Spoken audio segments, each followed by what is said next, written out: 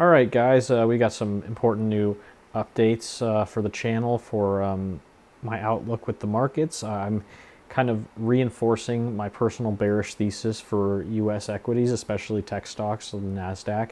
Um, and I'm going to get into a little bit of why. So it looks like Trump is talking about tariffs. He wants to tariff Canada and Mexico, but also China. Now, this could have a bullish or bearish effect, depending on how it plays out. I'm not a perfect econ master, but I'm sure you've all heard about the DeepSeek thing, where China is basically doing AI at a tiny percentage of the cost that America is doing, yet they're getting similar results. So obviously China looks very bullish. China, which for years has been a very, very discounted and bearish overall index, is probably going to start booming. Let's be honest. It's already booming, so it's probably going to start booming based on AI. China's finally ready to succeed with AI. I've heard rumors for months, almost a year now, about people moving out of American equities and into China. And I didn't have the insider info like those people probably did, but now we all see why. They had been hearing rumors about this stuff like DeepSeek and about how China's AI was going to be have way better overhead costs for what they were creating, and so it looks like people have been moving out of the smart money's been moving out of U.S. tech and it's moving into China tech, right? Because China's going to do it cheaper, but with similar results. So obviously, higher profit margins. That's where the smart investors are going to go, right? So, for example, this is just one example, but you've got a stock like QFIN, I'm not going to butcher that, I don't know how to say it, Kifu technology, back at all-time highs from the 2021 peak of their bull market. This is definitely been sort of correlated with Nvidia. However, it was just look how discounted this stock was for so long, and now it's finally booming. It's up hundreds of percent this year already, right?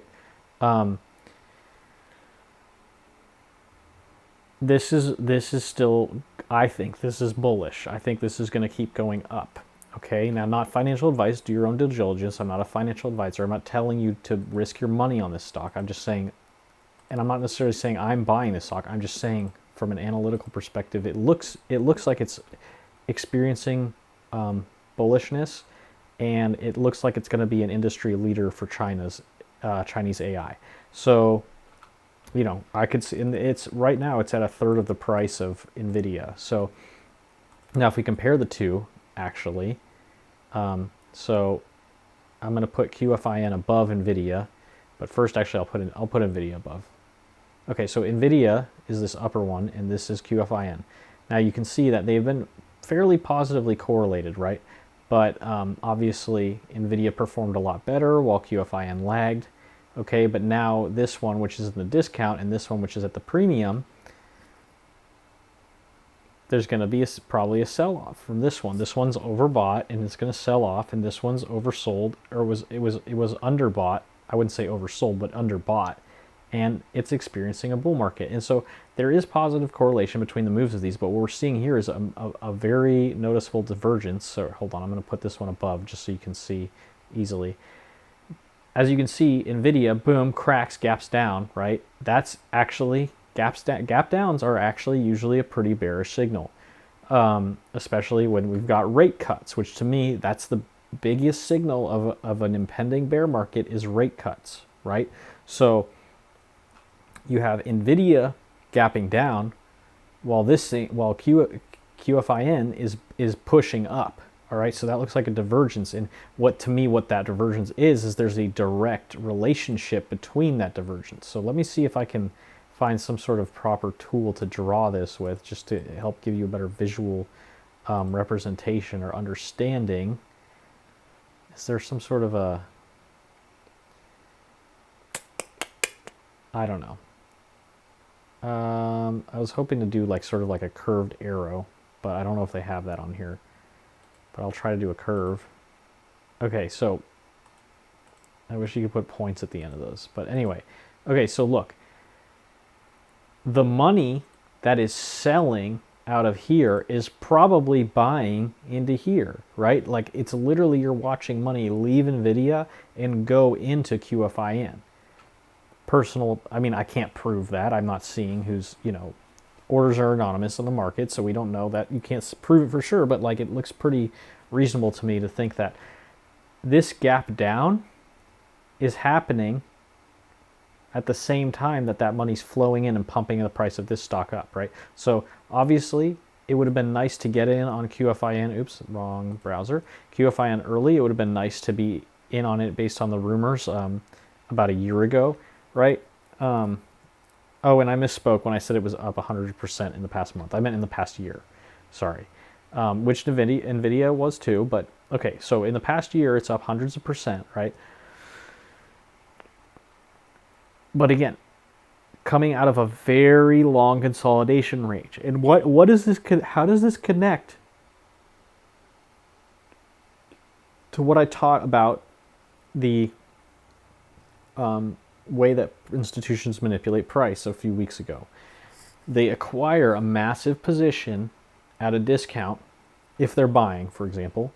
So, and then once overhead volume and resting orders are lower and they have a big enough position that's worth pushing into profit, then boom, they'll start buying up. And then also they'll be supported by other FOMO buyers who keep jumping in and piling in and driving price up, right? So picture a big institution accumulating a large position, buying in programs, right? Buying specific days, amounts per day over several years, like during the bear market in 2022 and in 2023, NVIDIA, they're pumping up, but like they'll be taking out of NVIDIA and they'll be buying this in chunks, but they're not buying all at once. They don't want to move price up. So they buy it and they let price not move at all until they've accumulated a large enough position. And then when it's go time, then they can start buying more when it's actually going to push price up. But they have to have a large enough position here. So their position here is probably larger than the positions that are pushing price, right? I don't know the size, okay, but they could have literally billions upon billions of dollars that they bought here, even more, like tens of billions of dollars, maybe even hundreds of billions of dollars here. And now they're buying with billions of dollars, but it's pushing price up while there's lots of volume and interest, and it's just being bought up. And now they're 9, 10 figure, 11 figure position. They're like 11, 12 figure position. I don't know the size, but like is now being pushed into profit with a smaller amount of firepower, but that's actually pushing it, right? Accumulate at the discount slowly, piece by piece, and then boom, buy when there's not enough resting sell orders above to absorb price, right?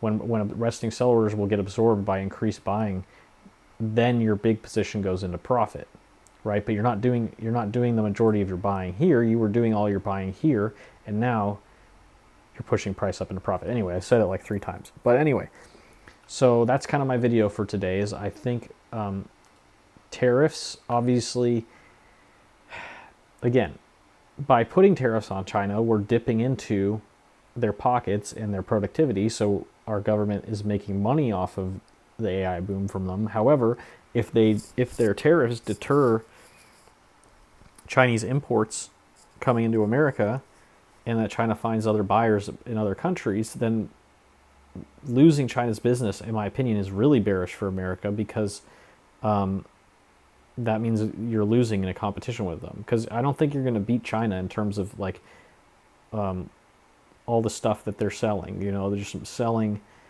often cheap goods in mass for good prices. If you discourage China from exporting to the U.S. too much, and you lose their business, that's going to hurt you really bad. So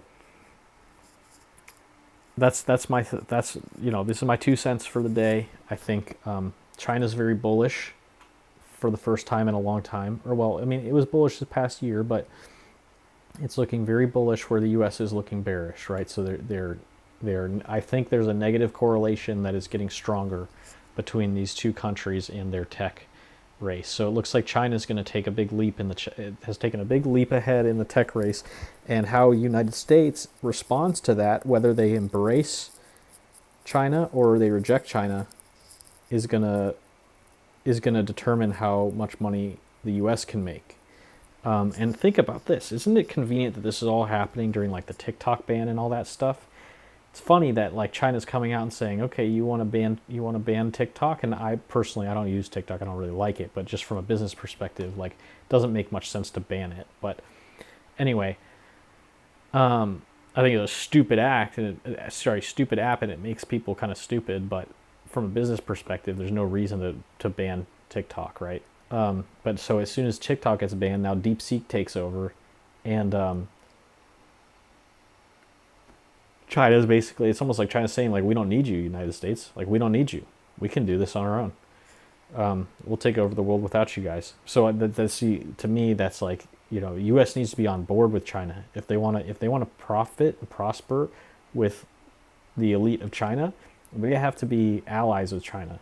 But if you go at odds with China, I don't know, it might not work out so well. That said, if you can beat them out, and then maybe it will work out well for you. So it's hard to say, but I really do think there's a divergence here. I see a bear market for Nvidia and the rest of the NASDAQ, and I see a bull market for Chinese AI and Chinese stocks. So anyway, that's it, guys. Take care, and I hope to see you soon. And link to the Discord is going to be in the description. All right, so see you guys.